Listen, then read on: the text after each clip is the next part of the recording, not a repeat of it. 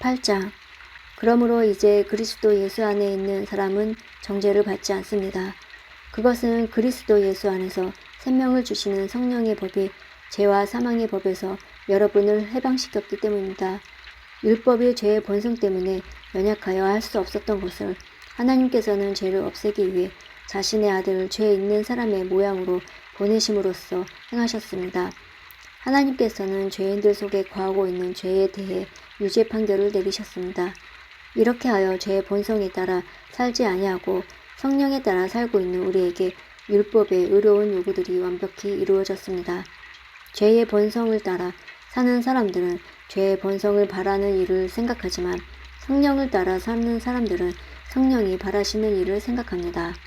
죄의 본성의 지배를 받는 사람은 생각은 죽음이지만 성령의 지배를 받는 사람의 생각은 생명과 평강입니다. 죄의 본성이 생각하는 것은 하나님을 거스르는 것입니다. 그것은 하나님의 법에 복종하지 않을 뿐 아니라 할 수도 없습니다. 죄의 본성의 지배를 받는 사람은 하나님을 기쁘시게 할 수 없습니다. 그러나 하나님의 영이 여러분 안에 계시다면 여러분은 죄의 본성의 지배를 받지 않고 성령의 지배를 받게 됩니다. 누구든지 그리스도의 영이 없는 사람은 그리스도에 속한 사람이 아닙니다. 반면 그리스도께서 여러분 안에 계시다면 여러분의 몸은 죄 때문에 죽은 존재이지만 여러분의 영은 이 때문에 살아 있습니다. 예수님을 죽은 사람들 가운데서 다시 살리신 분의 영이 여러분 안에 살아 계시며 여러분 안에 살아 계신 그분의 영으로서 여러분의 죽을 몸도 살리실 것입니다. 그러므로 형제 여러분, 우리는 빚진 사람들입니다. 그러나 죄의 본성에 따라 살아야 하는 죄의 본성에 빚진 사람이 아닙니다. 죄의 본성에 따라 산다면 여러분은 죽을 것입니다. 그러나 성령의 도우심을 받아 몸의 악한 일을 죽인다면 여러분은 살 것입니다. 왜냐하면 하나님의 영으로 인도받는 사람들은 누구나 하나님의 자녀이기 때문입니다. 여러분이 받은 성령은 여러분을 다시 두려움에 이르게 하는 노예로 만드는 영이 아니라 여러분을 하나님의 자녀가 되게 하는 영이십니다. 그래서 우리는 그 성령을 의지하여 아바 아버지라고 부를 수 있는 것입니다. 성령께서는 친히 우리의 영과 함께 우리가 하나님의 자녀라는 것을 증언합니다. 자녀라면 또한 상속자이기도 합니다. 우리는 하나님의 상속자이며 또한 그리스도와 공동의 상속자입니다. 그래서 우리는 그리스도께서 누리시는 영광에 참여하기 위해 그분이 겪으신 고난에도 참여하는 것입니다. 나는 현재 우리가 겪는 고난은 장차 우리에게 나타날 영광과 비교하면 아무것도 아니라고 생각합니다. 모든 피조물은 하나님의 자녀들이 나타나기만을 간절히 기다리고 있습니다. 피조물은 허무하게 되었습니다. 그렇게 된 것은 피조물이 원해서가 아니라 그렇게 하신 하나님의 뜻 때문이었습니다. 하지만 소망은 없습니다.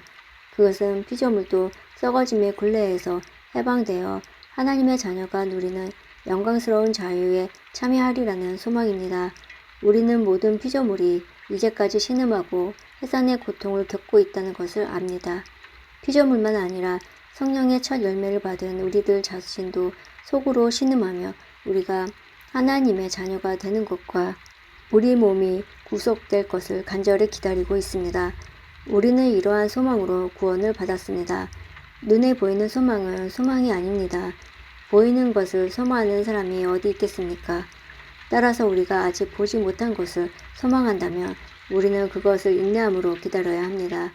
이처럼 성령께서는 우리의 약함을 도와주십니다. 우리는 무엇을 기도해야 하는지도 모르지만 성령께서는 말로 다 표현할 수 없는 간절함으로 우리를 위해 중보 기도를 하십니다. 사람의 마음을 꿰뚫어 보시는 하나님께서는 성령의 생각이 무엇인지를 아십니다. 그것은 성령께서 하나님의 뜻에 따라 성도들을 위해 중보 기도를 하시기 때문입니다. 우리는 하나님께서 모든 일을 하나님을 사랑하는 사람, 그 하나님의 목적을 위해 부름을 입은 사람들의 선을 위하여 하신다는 것을 알고 있습니다. 하나님께서는 전부터 아셨던 사람들을 그분의 아들과 동일한 형상을 갖도록 미리 정하시고 하나님의 아들을 많은 형제들 중에서 맏아들이 되게 하셨습니다. 하나님께서는 미리 정하신 사람들을 부르셨고 부르신 사람들을 의롭다고 하셨고 의롭다고 하신 사람들을 영화롭게 하셨습니다. 이 점에 대해 우리가 무엇이라고 말할 수 있겠습니까? 하나님께서 우리 편이시라면 누가 우리를 대적하겠습니까? 자기 아들까지도 아끼지 않고 우리 모두를 위해 내어주신 분께서 그 아들과 함께 우리에게 모든 것을 은혜로 주지 않으시겠습니까? 하나님께서 택하신 사람을 누가 고소할 수 있겠습니까? 이롭게 하시는 분은 하나님이신데 누가 감히 죄가 있다고 판단하겠습니까? 죽으신 분은 그리스도 예수이십니다. 그분은 죽으셨을 뿐만 아니라 다시 살아나 하나님의 오른편에 앉아 계시면서 우리를 위해 중보 기도를 하고 계십니다. 누가 우리를 그리스도의 사랑에 끊을 수 있겠습니까? 환난입니까? 아니면 어려움입니까? 핍박입니까? 그렇지 않으면 굶주림입니까? 헐벗음입니까? 위험입니까? 아니면 칼입니까? 성경에 기록된 것처럼 우리는 하루 종일 주님을 위해 죽음을 직면하고 있습니다. 우리는 도살당할 양과 같은 대접을 받았습니다. 그러나 우리는 우리를 사랑하신 하나님을 힘입어 이 모든 것을 이기고도 남습니다. 나는 확신합니다. 죽음이나 생명이나 천사들이나 하늘의 권세자들이나 현재의 일이나 장래의 일이나 어떤 힘이나 가장 높은 것이나 깊은 것이나 그 밖에 어떤 피조물이라도 우리를 우리 주 그리스도 예수 안에 있는 하나님의 사랑에서 끊을 수 없습니다. 9장. 나는 그리스도 안에서 진리를 말하고 거짓말을 하지 않습니다. 이것은 성령 안에서 내 양심이 확증하는 사실입니다. 내게는 큰 슬픔이 있고 내 마음속에는 고통이 쉴 새 없이 밀려옵니다. 나는 내 동포, 내 동족들을 위해서라면 나 자신이 저주를 받아 그리스도로부터 끊어져도 좋다는 각오가 되어 있습니다. 그들은 이스라엘 백성으로서 하나님의 아들이라는 신분을 얻었습니다. 그들에게는 하나님의 영광이 있고 하나님과 맺은 언약이 있고 율법과 성전 예배와 약속들이 있습니다. 조상들이 그들의 조상들이며 그들의 혈통에서 그리스도께서 나셨습니다. 그리스도는 만물 위에 계시는 하나님이시며 영원토록 찬양을 받으실 하나님이십니다. 아멘. 하나님께서 그들에게 하신 약속이 실패로 들어갔다는 것이 아닙니다. 이스라엘에게서 태어난 사람이라고 해서 다 이스라엘 백성인 것은 아닙니다. 아브라함의 자손이라고 해서 다 아브라함의 자녀인 것은 아닙니다. 하나님께서는 이삭에게서 난 자라야 내 자손이라고 부르리라 말씀하셨습니다. 다시 말해서 자연적인 출생에 의해 태어난 아브라함의 자손이 하나님의 자녀가 되는 것이 아니라 약속의 자녀여라만 아브라함의 자손으로 여김을 받게 된다는 말입니다. 하나님께서 아브라함에게 하신 약속은 이러합니다. 정한 때가 되어 내가 다시 오리니 사라가 아들을 낳을 것이다. 그뿐만이 아닙니다. 리브가가 우리 조상 이삭 한 사람에게서 아이를 임신했을 때도 그랬습니다. 두 아들이 태어나기도 전에 그리고 그들이 무슨 선이나 악을 행하기도 전에 하나님께서는 택하셨다는 목적을 굳게 세우시기 위해 리브가에게 다음과 같이 말씀하셨습니다. 형이 동생을 섬길 것이다. 이렇게 말씀하신 것은 하나님의 선택이 사람의 행위가 아니라 불러주시는 분의 뜻에 달려 있다는 것을 보여주기 위해서입니다. 이것은 내가 야곱을 사랑하고 에서는 미워했다 라고 기록된 대로입니다. 그렇다면 우리가 무엇이라고 말할 수 있겠습니까? 하나님이 공정하지 못하시다고 말할 수 있겠습니까? 그럴 수 없습니다. 하나님께서 모세에게 내가 자비를 베풀고자 하는 사람에게 자비를 베풀고 불쌍히 여기고자 하는 사람을 불쌍히 여기겠다라고 말씀하셨습니다. 그러므로 모든 것에 사람의 요구나 노력에 달려있는 것이 아니라 하나님의 자비에 달려있는 것입니다.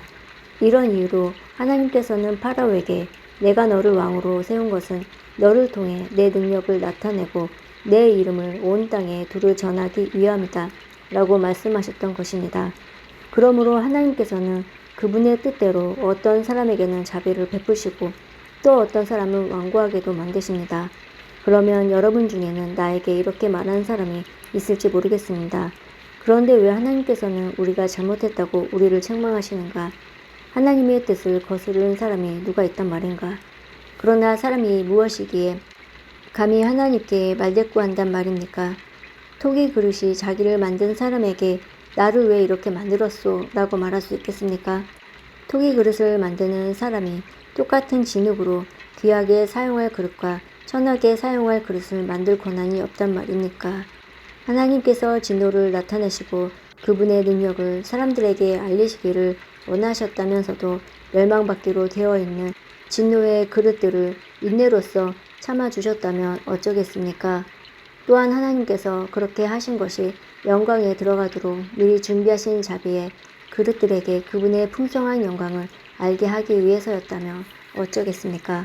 하나님께서 부르신 자비의 그릇이 바로 우리들입니다.